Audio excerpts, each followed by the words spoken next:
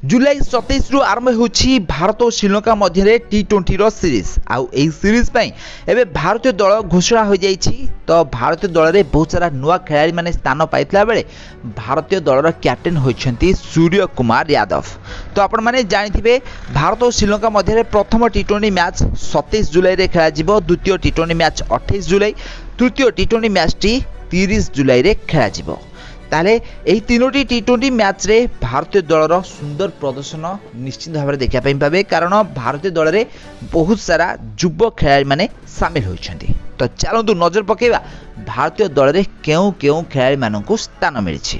तो प्रथम नाइट रही सूर्य कुमार यादव जे कि भारतीय दलर कैप्टेन रहतंती। द्वितीय नंबर रही शुभमन गिल भारतीय दलर भाइस कैप्टेन। तृतीय नंबर यशस्वी जयसवाल। चतुर्थ नंबर रे रिंकू सिंह। पंचम नंबर रियान पराग। षष्ठ नंबर ऋषभ पंत। सप्तम number Sanju Samsung wicket keeper भाव रही। अष्टम नंबर हार्दिक पांड्या। नवम नंबर रही शिवम दुबे। दशम नंबर रही अक्षर Patel. 11 number Washington Sundar. 12 number Ravi Bishnoi. 13 number Arshdeep Singh. 14 number Khaleel Ahmed. 15 number Mohammed Siraj. तो यही 15 जन खेलाड़ी भारतीय टी20 स्क्वाड रे सामिल रही। तो एमानक मध्य ऋतुराज आउ अभिषेक शर्मा गत जिम्बाब्वे सीरीज रे भल प्रदर्शन करथिले सुधा भारतीय दल रे स्थान बनैबारे सफल हो पारना।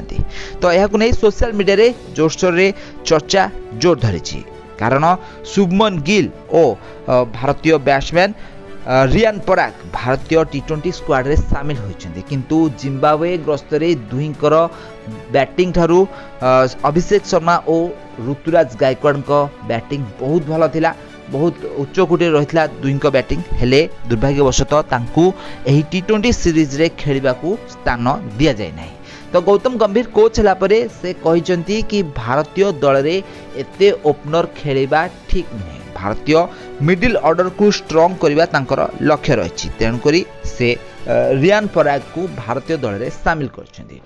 आईपीएल रे रियान पराग कोठारू जबरदस्त इनिंग्स देखा मिलता, किंतु जिम्बाब्वे से पूरा फेल मारथिले। हेले गौतम गंभीर कहिसंती से जने क्वालिटी प्लेयर आउ आगामी दिन मानकरे से भारत पई बहुत भलो इनिंग्स खेलिबे। तो यही कारणरू रियान पराग को भारतीय दल रे सामिल करा जायछि।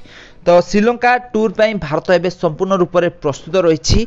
आसंता जुलाई 27 रु श्रीलंका रे भारत 3टी टी20 मैच खेलिबो।